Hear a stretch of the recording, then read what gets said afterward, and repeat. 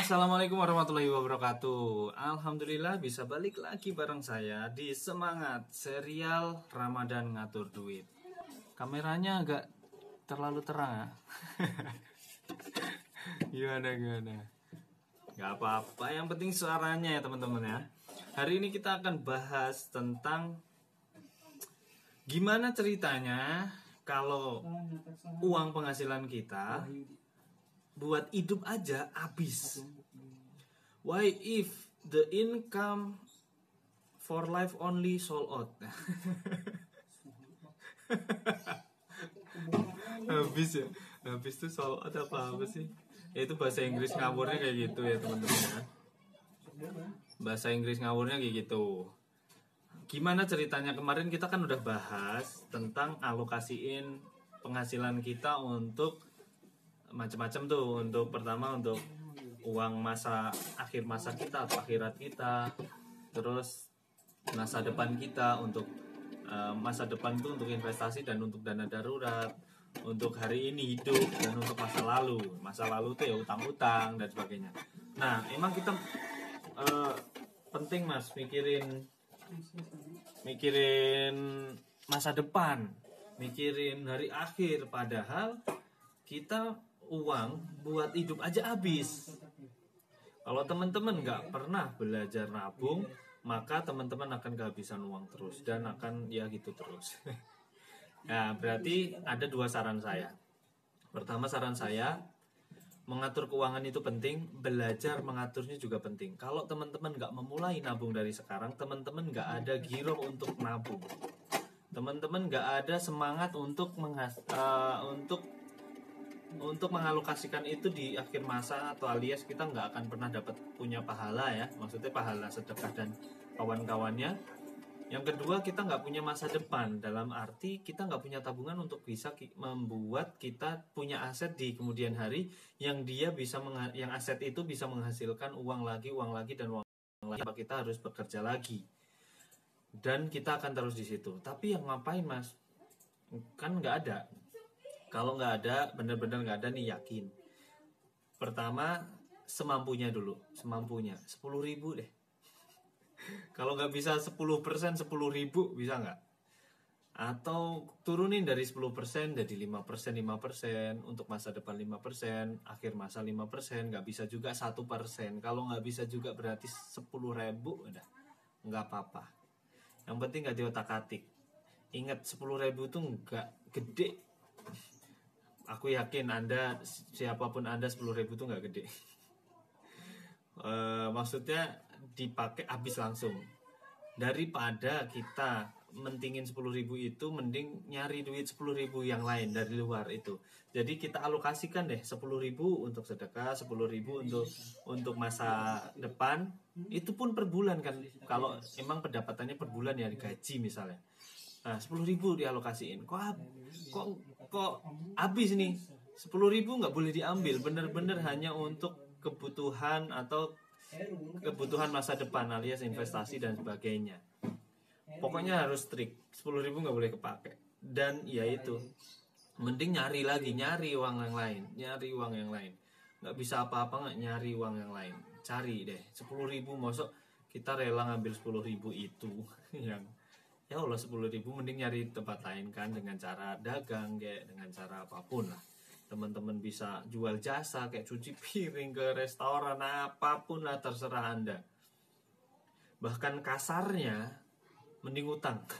Kasarnya gitu. Meskipun ya jangan sampai mosok sih nggak bisa ngambil 10.000 daripada kita nguntet-nguntet, atau kemarin saya bilangnya mensabotase tabungan Anda sendiri, yaitu sama dengan mensabotase masa depan Anda. Yang mending Anda nyari duit yang segitulah ya, cuma 10.000 itu gitu. Dan kalau Anda hanya bisa nabung 10.000 atau cuma 1% dari pendapatan Anda untuk akhir masa dan hari esok, berarti itu adalah alarm di mana Anda harus belajar lebih banyak untuk bisa dapat penghasilan yang lebih besar lagi, dapat penghasilan tambahan. Silahkan komentar aja kalau ada yang bingung, mau tanya, Mas aku kerja ini, konsultasi apa yang bisa saya bantu untuk menghasilkan lebih banyak. Sebenarnya pasti bisa sih, harusnya bisa. Di hari ini itu bisa, apalagi kayak kalau mungkin sekarang mungkin mau ngojol agak nggak bukan waktunya ngojol ya hari ini. Tapi ya apapun lah, jualan online, bisa dropshipping, nggak perlu modal, jualan online. Kemungkinan hari ini Anda yang bisa nonton video saya, kemungkinan Anda punya kuota, Anda punya HP canggih yang bisa dipakai buat jualan. So nggak ada alasan. Yang bikin Anda nggak bisa dapetin uang yang ada di luar sana itu pasti ilmunya. Saya juga ngerasa gitu. Saya hanya bisa dapetin berapa juta, berapa belas juta per bulan, ya berarti ilmu saya masih segitu. Aku harus naikin lagi kapasitasnya.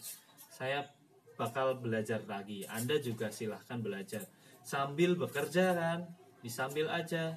Kalau nggak mau ngalokasiin uang lebih untuk bisnis atau untuk menghasilkan uang lebih, mengalokasikan uang lebih untuk menghasilkan uang lebih, kalau nggak bisa berarti alokasikan waktu lebih banyak untuk menghasilkan lebih banyak.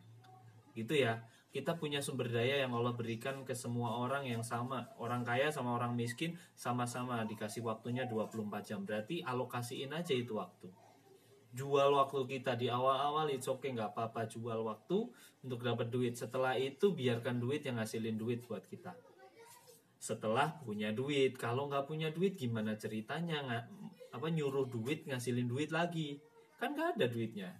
So aktif income dulu nggak apa-apa, kejar target, bismillah, kita berjuang bareng-bareng. Gitu aja dari saya, semoga bermanfaat. Ingat 2 saran saya, tetap belajar nabungnya, tetap belajar alokasi dananya, karena itu yang bikin kita kaya nanti. Kalau teman-teman punya bisnis, itu enak lagi, rekeningnya dipisah ya, rekening pribadi sama bisnis dipisah. Mungkin yang buat bisnis ya udah biarkan ada di dalam bisnis itu, kita ambil profitnya untuk kehidupan sehari-hari kita aja, plus untuk kita sedekah-sedekah gitu ya. Selebihnya untuk investasi bisa dititipin di bisnis itu kan, yaitu bisnis untuk masa depan kan, untuk berjalan terus kan. Nah itu bisa, tapi pisah tuh duitnya bisa.